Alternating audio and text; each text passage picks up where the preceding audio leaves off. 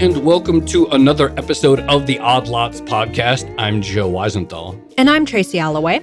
Tracy, for years, I've always thought that if you want to be like a smart-sounding pundit at the beginning of the year, and someone asks you, like, what risks are you thinking about right now? You, like, stroke your chin and look off and you say, I'm really worried about, like, geopolitical risk. And that's always, like, a safe answer anytime, any year. Like, that always makes you sound sophisticated. Yes. Unexpected geopolitical risks are an evergreen category of punditry. This is true. There is one specific risk within that category that I feel like has come up every year for almost as long as I can remember, and that is the risk of something happening between China and Taiwan. And I have a really embarrassing confession to make. Okay. I wrote my dissertation I wrote it in Beijing, and it must have been in like 2005 or 2006, predicting that China would invade Taiwan before the Beijing Olympics. I think that was like 2008 or something. So when people talk about the risk of China invading Taiwan or attempting to formally reunify, this is like 20 years people have been talking about this, and it keeps not happening. Yes, and getting it wrong consistently for 20 years, or at least I have. But it does seem, right, like for whatever reason, and we'll get into it, that we are once again in a wave of heightened concern. And, there are two very active wars happening right now currently between Russia and Ukraine, the Israel and Hamas war. And so the idea of war, unexpected war, is on people's minds. And then we know that tension has been building in various ways. Taiwan, there was all of the angst over the Nancy Pelosi trip a couple of years ago, for example, and the heightened awareness that the world has on semiconductors that are manufactured in Taiwan, and sort of a more aggressive posture, I believe, from Xi Jinping and the military of more aggressive war games and exercises. So many people are concerned about some prospect of a hot conflict in the next few years. Yeah, you mentioned semiconductors, and I feel like this is really the key thing, which is in the past 4 years now, since the outbreak of the global pandemic, we have had a sort of crash course in the importance of the Taiwanese economy to the broader world. And I feel like that's sort of done a couple things. So one, it's made everyone a lot more nervous about what could happen if that supply chain gets disrupted again, although in a very different way. And then secondly, maybe it's given a little bit of ammunition to China to saber rattle on this issue even more, right? If it threatens something against Taiwan, the whole world now knows what's at stake. Yeah, that's absolutely right. So this is one of these things that is, you could feel it building. More and more people are talking about it. My understanding and what I've seen is people say, in DC, everyone is like obsessed with this question. I don't feel like that's as much the case in New York, but I do get the impression that in DC, talk of a war is very high. And so I think we have to do more on this. And I think geopolitics in general, thinking back to some of our conversations with Zoltan, et cetera, about, this sort of rearranging world, like we need to dive into these questions a little bit more. Yeah, absolutely. And the other reason we need to do it is Taiwan is holding an election. In fact, we are recording this on January 9th. By the time this episode comes out, the election will have been held. And so we'll know who the winning candidate is. But in the meantime, there is clearly a big reason to discuss this. Yeah, absolutely. Well, I'm very excited. We have two of our colleagues here at Bloomberg that we've never had on the podcast before, but they are the perfect guests to discuss this because they've been doing a lot of work in this area. We're going to be speaking with Jennifer Welch, Chief Geoeconomics Analyst at Bloomberg Economics, and Gerard DePippo, Senior Geoeconomics Analyst at Bloomberg Economics. They've both published a lot of work on some of these questions, related questions, wargaming the risk, the economic stakes involved here. And so we're going to start to go down our path of understanding this tension better. So Jennifer and Gerard, thank you so much for coming on Odd Lots. Thank you so much for having us. Glad to be here. I have a sort of very basic, I don't know, maybe it's not basic, zoom out question. We talk to economists who, they have their recession forecast or forecast a soft landing, whatever. And I sort of have some idea of how they go about, modeling different scenarios. When it comes to wargaming and modeling the odds of a war, or modeling how a war might go if one were pursued, what do geoeconomics analysts, like, what is the toolkit that you have to actually go about modeling the risks and the outcomes of a war? That's a great question. And let me, Jared, I'll start off, and then if you want to jump in as well. So on the first part of your question of how do we estimate the probability of war, to be perfectly candid, this is definitely more art than science. What we did in the case of our recent project on Taiwan and the trajectory we might see in the Taiwan Strait was take a look at sort of baseline conditions. What are the sort of structures in place there that lean towards stability or that lean towards increasing tensions and even to the extreme of a crisis or conflict. And we examined all those key variables and their trajectory and what weight they might have. And to be candid, this is an area of a lot of debate among people who focus on the Taiwan Strait. You know, to what extent does Beijing wield the most agency over it versus Taiwan versus the United States, which has historically been a key balancing power in the strait. And then from there, we kind of developed our sense of probabilities. But again, this is a really complex and dynamic geopolitical environment. The election that Taiwan will be having in advance of this recording is an example of how things can really shift at quick notice depending on how events like that turn out. But overall, we think our sense of what the risks of crisis or conflict in the strait are meant to be, standing the test of time and looking out over the next 5 years. And then in terms of how we study what the outcome of a war would be were one to happen, this is a little bit more of a rigorous process. And there are a lot of think tanks, there are a lot of internal government entities, not just in the United States, but Japan, Taiwan, all around the world that are increasingly looking at how a cross-strait conflict could play out. And it often is very much focused on the military dynamics. That's historically the origin of these war games, is testing military tactics and battle plans and playing out how different scenarios can produce different outcomes depending on sort of what you go into the battle with and how different conditions can change those outcomes. So for that particular exercise, there's a lot of different variations of war games related to Taiwan out there.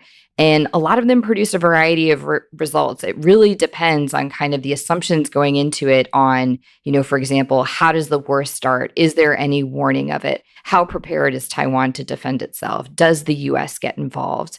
But what all of them point to is a war would be incredibly costly to all sides. Most of the war games focus on sort of the military and the humanitarian impact of that. But we looked at also the economic impact. And what we found is, especially for China, Taiwan, and the United States, but also the global economy, the toll would be quite immense were the cross-strait tensions to erupt into a broader conflict. Maybe this is obvious, but I think it's worth pointing out that we're dealing with something that is mostly beyond the historical sample set. So normally when you're trying to model something, you think of what's happened before. You think of like Tetlock's book, Super Forecasters, where they talk about outside-in analysis, right? And you look at what's happened before that might be analogous and say, all right, what are the chances that would apply in this case? Of course, there are many wars in history, including wars that are happening right now, but there aren't that many that involve China, and there are none that involve cross-strait conflict, and there aren't actually that many that involve a major, essentially continental power seizing an island power, right? And so it actually is a quite limited sample set. And what we essentially do was think of plausible outcomes and then kind of back in relative probabilities, at least compared to other outcomes, and then say, okay, that tells you sort of cumulatively what the odds are of these scenarios. Can you tell us a little bit more about how you choose which scenarios to focus on? Because obviously you can't examine the entirety of possibilities when it comes to Jared's point, like a relatively unknown and unpredictable conflict. But there are clearly some scenarios that are seen as more likely than others. And I remember when I was working in Hong Kong, we did a big piece on the news side of things about, this is what a war between China and Taiwan might look like. And our source for that was we went out and we spoke to geopolitical experts such as yourselves, and we tried to get their sense of what the most likely scenarios were. But when you guys are doing it, who are you talking to? What are you looking at? Part of it is a constraint on how you're trying to answer the question. So in this case, we're trying to model economically what these outcomes are. The range of outcomes is more of a gradient. I mean, in a technical sense, there could be thousands of outcomes, right? But you can't actually model all of that. So what we tried to do was decide what are the sort of key outcomes that are more or less analogous within themselves, and then try to model that. But I should also say we're putting out other pieces on the terminal that are actually more detailed and maybe more nuanced than you might have seen on the sort of econometric side in the big take. No, I think this is exactly right to kind of underscore the point on some of these scenarios have more direct economic implications than others. So, for example, there's a lot of different variations of what a major crisis in the strait could look like short of a war. We chose to model a blockade because that's the scenario, even though it's one of the more unlikely ones for a lot of reasons we can get into, that would have more direct implications for the global economy versus something like a seizure of one of Taiwan's outlying islands, where it would be incredibly escalatory and risky from a geopolitical perspective, but the impact to markets and to the global economy directly might be less so because it's not necessarily directly affecting trade. But all that to say, in terms of what we looked at for the big take and the overall exercise, was looking across the spectrum of possibilities from sort of best case scenario, by which we define that as sort of an enduring or stable peace, to absolute worst case scenario, by which we define that as an all-out conflict, including a conflict between the United States and China. And then everything in between, the status quo kind of being the base case, something slightly worse than that, which we define as increased tensions. And there's a lot of variation in what specifically that could look like. But the economic implications are probably not all that different across those various inter-scenarios. And then major crisis short of a war. Again, a lot of different variation in there, but the one that we think would have the most impact on the global economy would be something like a blockade that directly interrupts trade.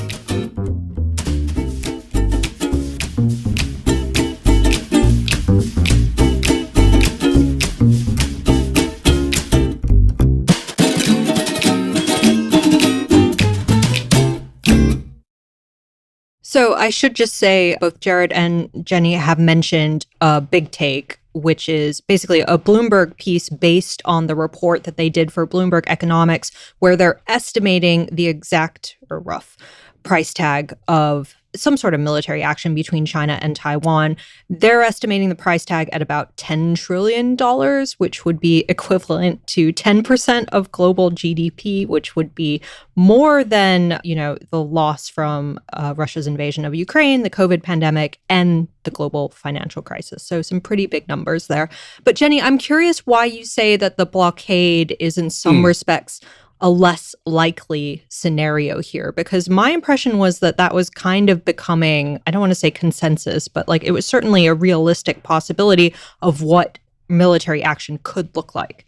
No, that's right. And I think it still remains a realistic possibility. I think, though, changing military dynamics suggests that it is probably one of the tactics that is likely lower on Beijing's list of preferred options. And I say that because a blockade is technically an act of war, would be incredibly risky in terms of tipping into a conflict. For example, if China were to put in place a true military blockade of Taiwan and Taiwan were to try to challenge that, Beijing would be forced to either use military force to keep that blockade in place or to have to remove it. So it has a really high chance of tipping into a conflict. But at the same time, it's not guaranteeing an outcome, right? If Beijing was going to risk war, it would seem to make more sense to go for the all-out amphibious invasion, which has the chance of securing control over Taiwan, whereas a blockade isn't likely to do that on its own. All that being said, most of our understanding of what the Chinese military strategy might be for Taiwan, and in general, how amphibious campaigns are carried out, we think that a blockade would be likely part of their campaign, part of a multi-step process where they try and undertake an amphibious invasion of Taiwan to try and keep enemy combatants from leaving, to try and keep any third parties from intervening. It would be part of it, but to launch it in advance would also give a lot of time and warning. And the tendency in more recent military campaigns has been to try and take advantage of the element of surprise. And you lose that with something like a blockade, which is a very obvious demonstration of force. But all that being said, it could still very much be a realistic possibility. Particularly, one of the things that we've talked about too is it might not take the form of an overt campaign or an overt blockade. It could take the form of something that looks more like what we call lawfare or legal warfare, enacting, for example, a customs regime where you're trying to subject all craft that are coming in and out of Taiwan to Chinese customs, but you'd still need to enforce that in some way, shape, or form. So it still bears a pretty high risk of tipping into something more kinetic. I have a very, I don't know, maybe rudimentary question. So I'm looking at this war game scenario that was conducted by the Center for a New American Security. And in their report, they have like this map that looks like a big risk board, and they even have dice. So like it's like looks like, is that really like a part of the sort of geoeconomics analyst toolkit to actually have these sort of dice games and maps? Because you see them in movies, and the general has that stick and they push things around. But is that actually like a real part of how this is done, or is that just an affect for the report? The wargaming industry is skewed heavily towards actual military scenarios. Okay. The actual economic war games are quite rare. I mean, that's growing in part because of the Taiwan issue. I have played in a number of these, including at think tanks and in the U.S. government. The economic side is typically less sophisticated or treated as sort of just an effect or something in the background. And I think when you're doing military scenarios, you can do things like saying, roll the dice if your fighter jets take out the other fighter jets. And they really do that. So there's like serious military analysts rolling the dice on a glorified risk board. Yes, but it's much with economics, there are far more actors involved, and it's not like national decision making is everything, because how do you simulate, quote, the market, right? Yeah. And or supply chains for that matter. And so the body of let's say economic wargaming literature when it comes to Taiwan is much, much smaller than the military wargaming literature. Well, why don't you talk to us about the economic modeling aspect of this? Because it seems hard enough to game out what military action could actually look like. But then when you start trying to estimate the cost of various types of action, that seems even more complicated. But you've put a number on it, $10 trillion. So how do you actually go about doing that? Sure. So first, I want to give credit to our outstanding modeling team in Europe, mostly as part of Bloomberg Economics. They did most of the actual math work. What Jenny and I were doing was helping to define the scenarios and then working with them to come up with essentially like scenario inputs that would be relevant to those scenarios that would have relevant economic outcomes. And so we already talked about how we develop scenarios. When it comes to the actual modeling, it's essentially layering on three things. The first is a sort of standard WTO trade shock model, which people use for tariffs and other stuff like that. We played with tariff rates in some ways to simulate the effect of sanctions. These models don't really have a sort of SDNing the PBOC effect button in them, but you can get some of the trade shocks in there. There's also a financial model that is layered on top where you play with things like the VIX, and you can see how market uncertainty or capital flows move and what the economic outcome or effect is of that. But actually in this case, because we're dealing with Taiwan, the most important factor in terms of the cumulative economic impact was supply chain impacts.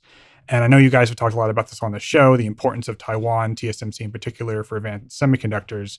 And what we did with that was talk to various industry research professional people, including at Bloomberg, who work on these things.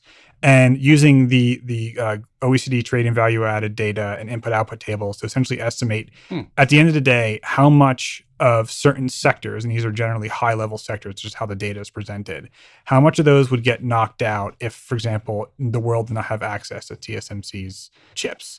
You could debate how bad that would be, and in fact, we got a range of estimates. We took sort of something in the middle that is like awful, but not completely apocalyptic. But I think if you look at the bottom of the big take, there's a note explaining this, that essentially we knocked out in the war scenario something like 85% of global electronics production. So things like smartphones and all that, computers, laptops, and then something like 62% of global autos and transport. So that's a massive shock. And it's actually doing a lot of the work in terms of the simulation of economic impacts.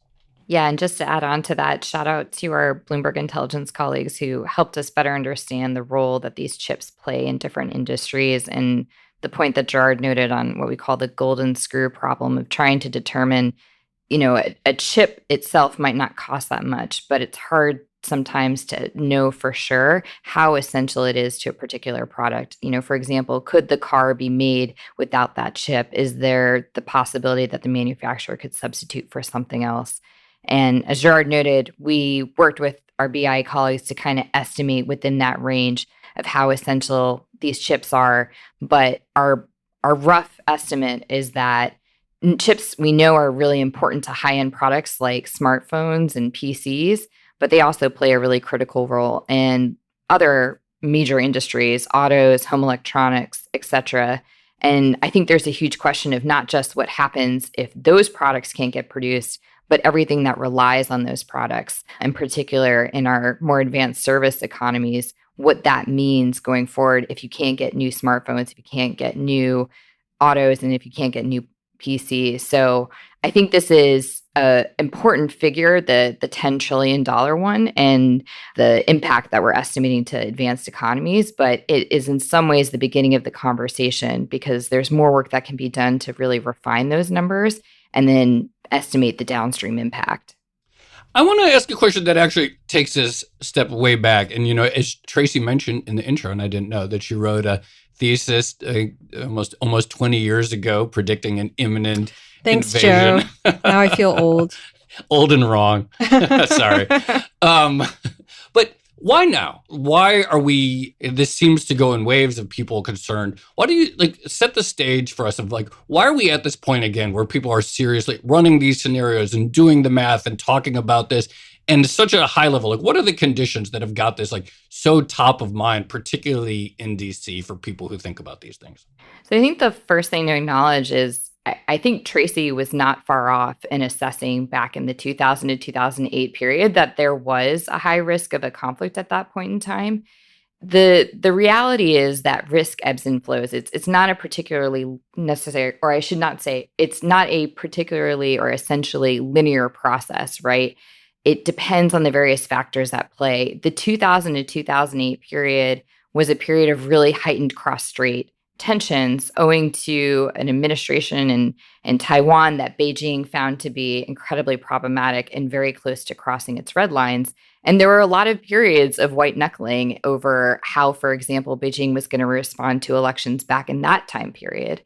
What I think has evolved since then that adds to the level of concern are a couple of really important drivers of the cross-strait stability dynamic. And the first one is really the military balance, not just in this strait, but more broadly. So since roughly 2005 to the late 2010s, China has really eclipsed Taiwan militarily. There was a period of time where Taiwan still had, even though a smaller force, a much more advanced force. And that has really changed in recent years with all of China's investments in its military modernization. And we see that on a day-to-day basis where China is just overwhelming Taiwanese forces with the amount of military planes it's putting into Taiwan's nearby airspace. The second piece of that dynamic, though, and arguably one of the more impactful ones, is the changing military balance of power between the United States and China.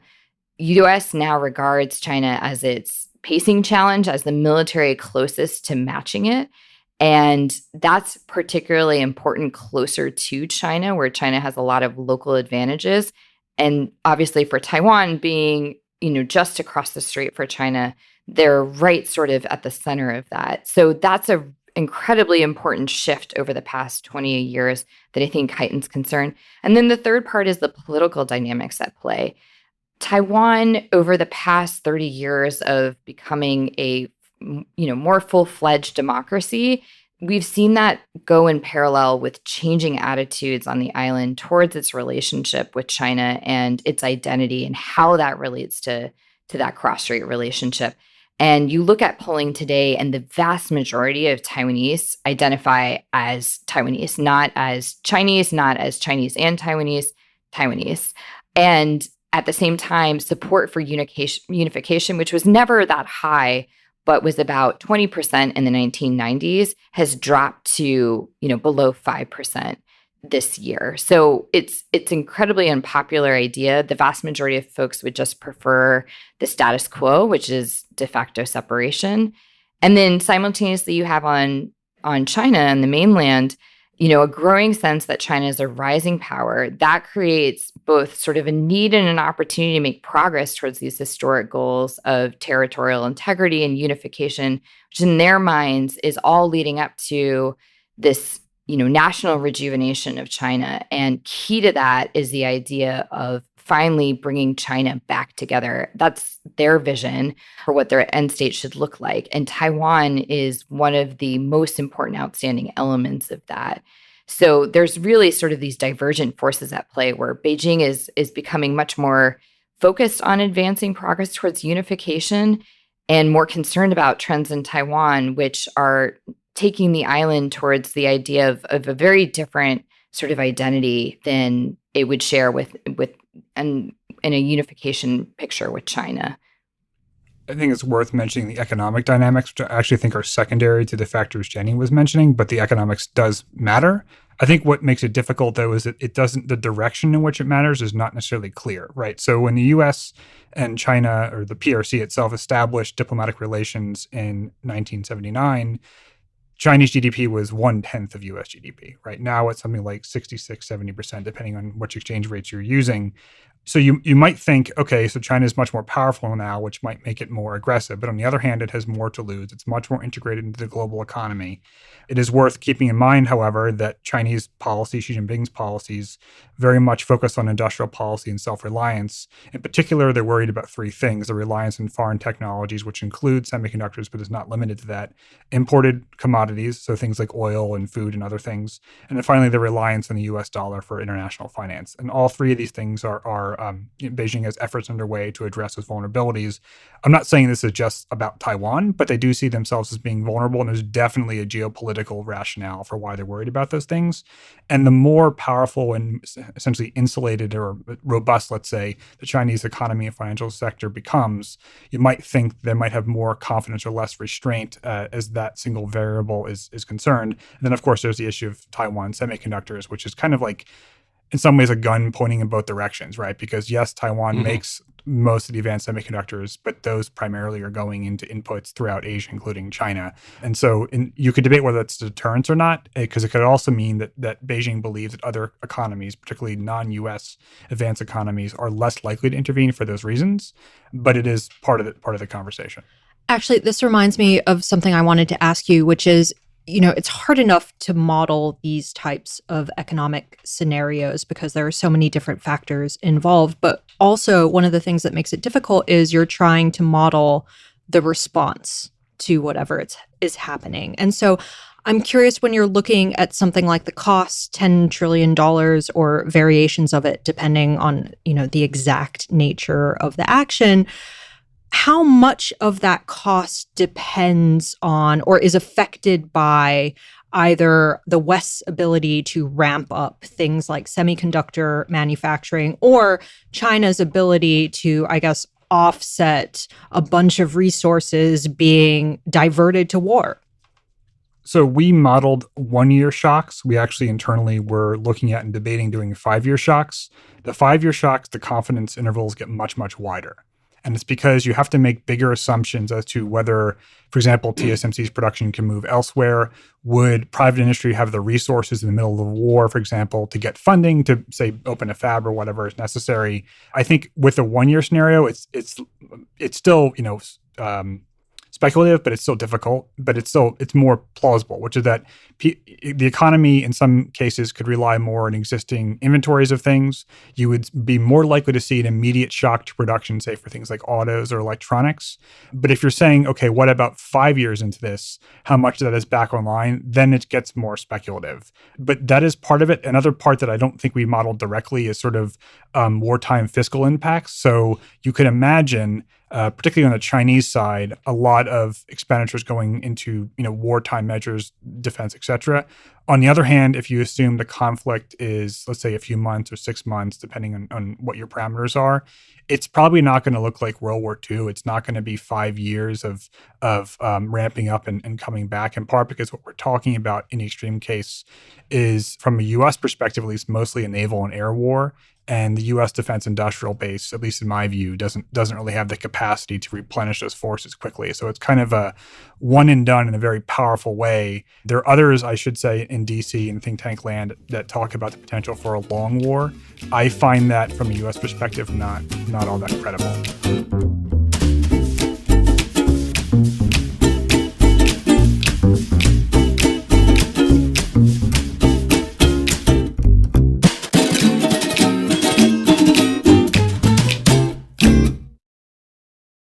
Right now, we are in a period in which there is a lot of talk about poor Chinese economic growth.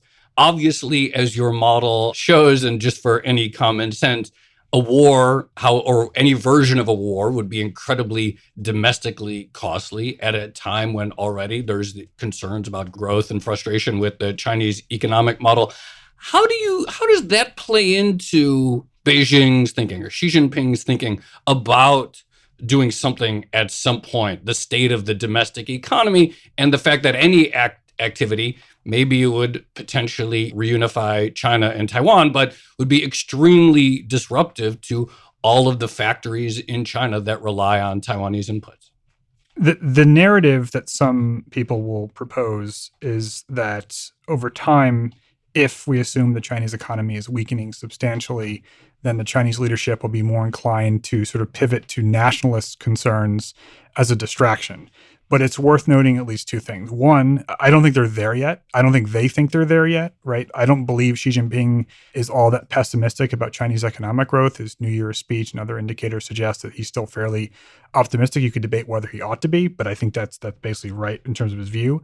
The second is that I think we are both quite skeptical of the claim that some people make that China might pursue a, quote, diversionary war. And the reason for that is that this would not be diversionary. It would be all-encompassing, right? And so do you really want to bet your house on a distraction? And the answer is no. But in the longer run, I think there is a credible argument that if the Chinese economy is weakening, that the government might pivot to other priorities. And in fact, we can observe that they're already pivoting to national security, right? There's a greater emphasis on national security and self-sufficiency now in Chinese policy than there was, say, 5, certainly 10 years ago. And so over time, it might be the case that it changes their relative willingness. But at the end of the day, they would know how cataclysmic this could possibly be. And our general view, and Jenny might want to add to this, is that Xi Jinping probably doesn't have a specific timeline in terms of saying on 2028 we go. It's more the timelines people talk about are more about military readiness, which is not the same thing. And ultimately, if I had to bet, in which in essence we are, if this ever does happen and be based on perceived provocations or crossing of red lines, it wouldn't just be sort of a unilateral pull from the blue. Yeah, and I think just to add on to that, Beijing's stated preference is still for peaceful unification, and I think there's reasons to believe that that's true. One, I think they assess, as Jared was indicating, the military readiness issue. They haven't reached that milestone yet. And in fact, some of the reporting that our news colleagues have done on recent purges of senior military leaders, I think reaffirms the idea that there might still be concerns about corruption and the impact that could have on readiness. And more broadly, this would be an incredibly risky and difficult campaign for any military to undertake, particularly if there's risk of the United States getting involved. That's no small gamble to make. And it's not one that Chinese leaders would take lightly. I think to Gerard's point, it's more a question in their mind, I think, of whether or not their hand is forced if they would need to take that action to prevent Taiwan's permanent separation, which to them is hard to exaggerate the importance that plays in their calculus and the cost that they would be willing to pay to prevent that from happening.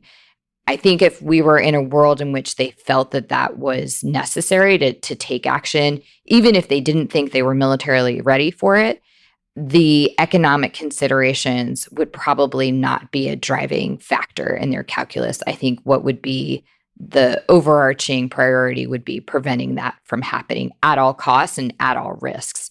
So it really depends on, I think, their perspective of whether or not that's essential, and the economic considerations, I think, are more secondary in that sense.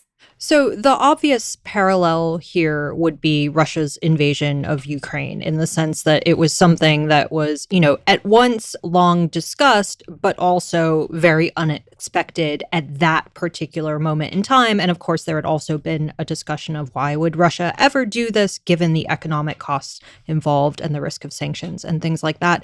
How has the experience of Russia's invasion of Ukraine affected your thinking about Taiwan and China, if it has at all?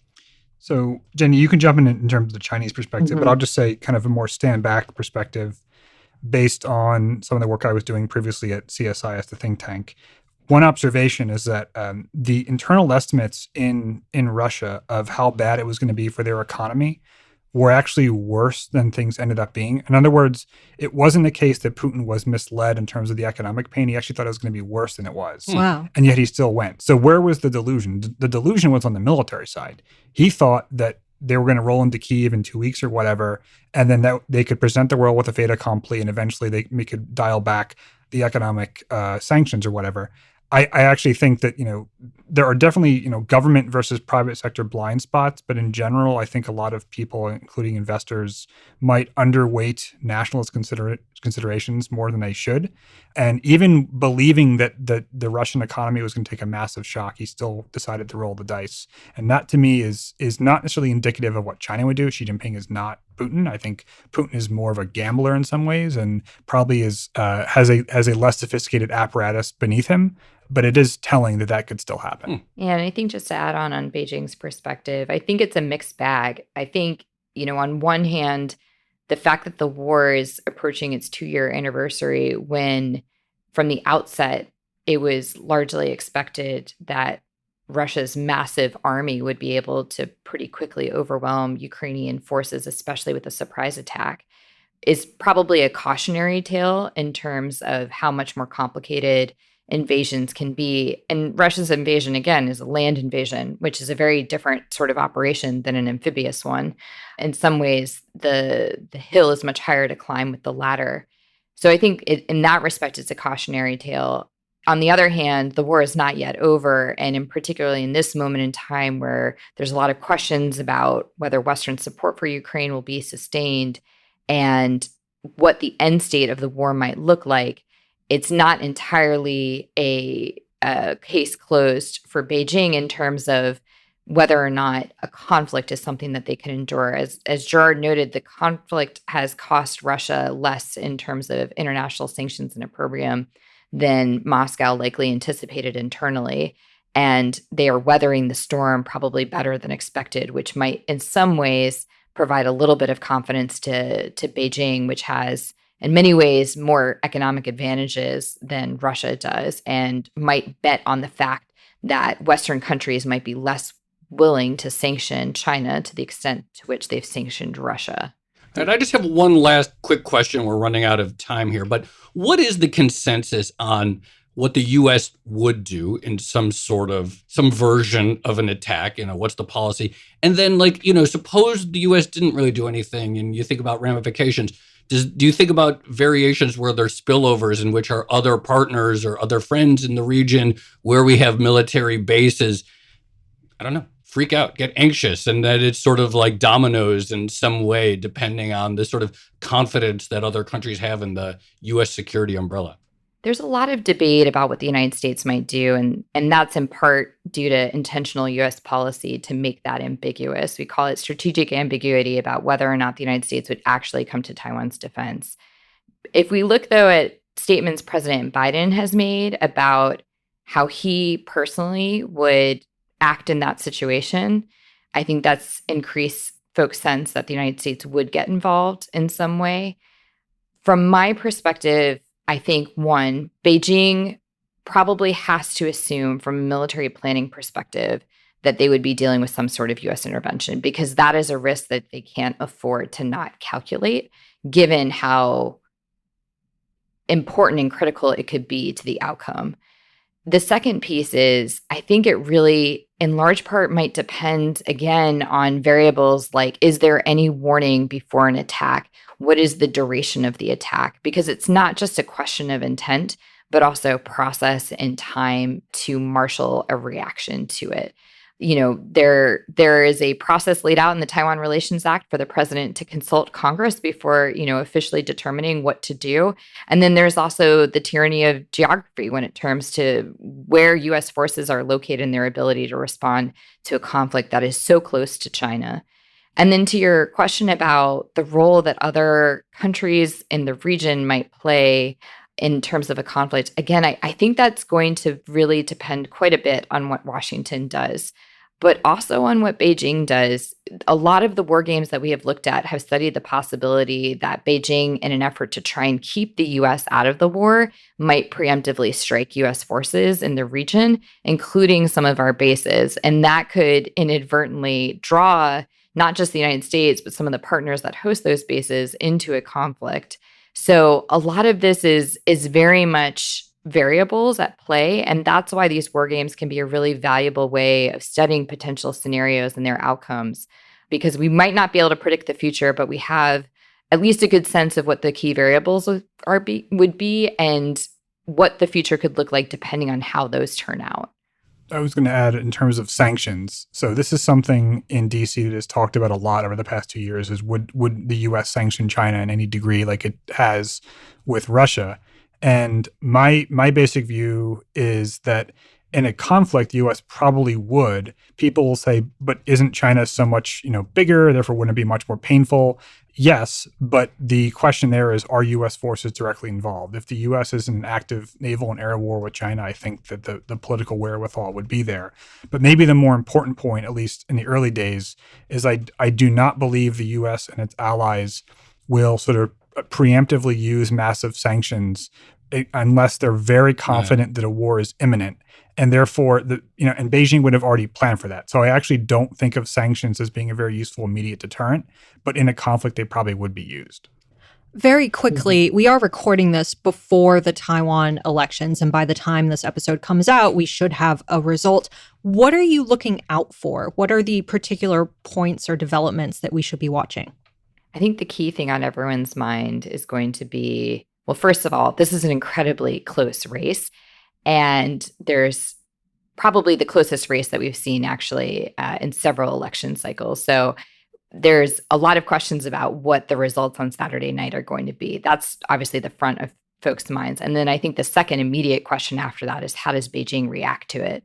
And already we've seen signals from China indicating that elements of their approach to Taiwan are very much going to be shaped by the election's outcome.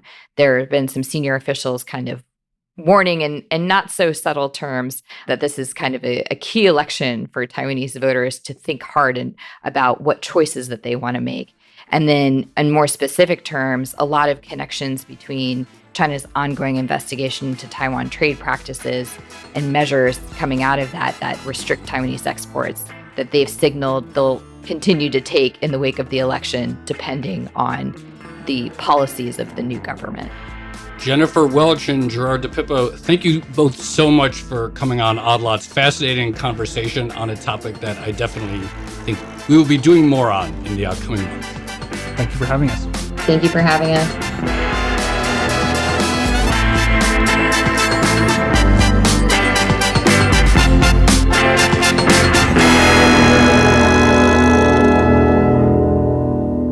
Tracy, I thought that was really fascinating. Well, I'll just say I found that really helpful because there is a lot of noise about, the risk of some sort of invasion or attack or blockade, but actually sort of hearing about, well, why now? Why is there so much talk now? And how do you at least even attempt to sort of quantify these risks? I thought they were both great at explaining that. I learned a lot. The point about Russia actually estimating that the economic costs of invading Ukraine were going to be higher than they turned out to be, I thought that was really, really interesting.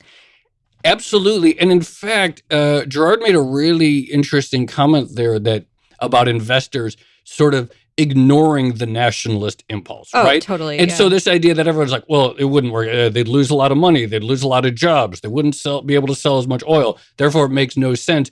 And I get why, like that's like classic investor thinking, right? That it's like always going to come down to profit numbers and loss. But the idea that no, like actually nationalism, the nationalist impulse is a real factor in decision making, and it's not all sort of strict materialism, I think is probably a good thing in general for investors to appreciate about both politics and geopolitics. Of course. Like, it just seems so obvious to me that like not everyone is ruled by pure economic considerations. But on the other hand, there are plenty of them at play in the China-Taiwan situation, as that $10 trillion price tag actually indicates. The other thing I learned, I'm just looking at the big take that was published based on this report. I didn't know that Bloomberg has like a Taiwan stress index. I don't know if stress is the right way of putting it, but basically to see how intense the saber rattling is on this issue at any particular moment. And it includes measures like exercises and flyovers into Taiwanese airspace and stuff like that. So really interesting. Everyone should go read that. It's on Bloomberg.com. The results of their work, a war over Taiwan is a $10 trillion risk to the global economy. It's one of the cool things about working at Bloomberg is like, I'm always, sort of pinch myself working here because how many different experts and sophisticated people who understand this stuff and the modelers who work on these different models went into this. So it's really quite a project. I thought the other interesting thing, Gerard made the point about a war, were it to happen, would not likely be a diversionary war. And the idea that, it's not going to be one of these things where, they would do it because morale is bad and the economy is bad. So therefore we have to do something that actually it would be such an all-encompassing affair that it can't just be sort of, Also, Jenny's point about the blockade. So I remember, 2 years ago now, that was sort of seen as the foremost possibility that China could do something, but it wouldn't do an outright invasion because that was so like risky and I guess would up the stakes so much.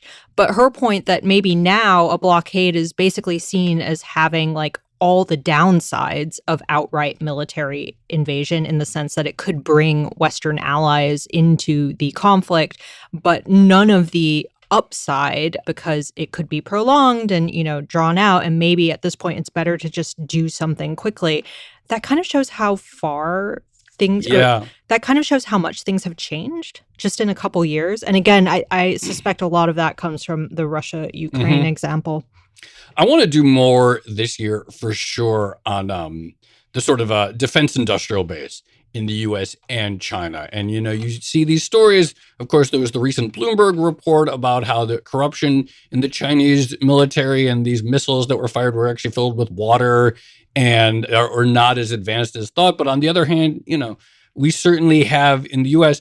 all kinds of issues with our defense procurement and projects that get delayed forever and overspending on certain things. So I think this is an area of, for sure, more episodes to come. We should start wargaming, Joe. We need to get some dice. Start rolling them. I did not really realize that it was kind of like in the movies, and they actually have these dice and maps and boats on a map, and we need to have like an Odd Lots headquarters where we have a bunch of maps. Oh yeah, let's do it with little like figurines of various superpowers, and we start moving them around the board. These are the games that you play with your friends, right? In your house in Connecticut, right? All these sort of gigantic board games, right? Sometimes we play board games. Yes, that's true. Shall we leave it there? Let's leave it there. This has been another episode of the Odd Lots podcast. I'm Tracy Alloway. You can follow me at Tracy Alloway. And I'm Joe Weisenthal. You can follow me at The Stalwart. Follow Jennifer Welch. She's at that Jenny Welch. Gerard DePippo, he's at GDP1985. Follow our producers, Carmen Rodriguez at Carmen Armin, Dashiell Bennett at Dashbot, and Kel Brooks at Kel Brooks. Thank you to our producer, Moses Andam. For more Odd Lots content, go to Bloomberg.com/oddlots, where we have transcripts, a blog, and a newsletter. And if you want to chat about this episode or any others with fellow listeners 24/7, go to discord.gg/oddlots, or one of the verticals, one of the pages in there is a defense vertical. So go in there and weigh in. And if you enjoy Odd Lots, if you think that Joe really should expand his board game playing away from just chess, then please leave us a positive review on your favorite podcast platform. Thanks for listening.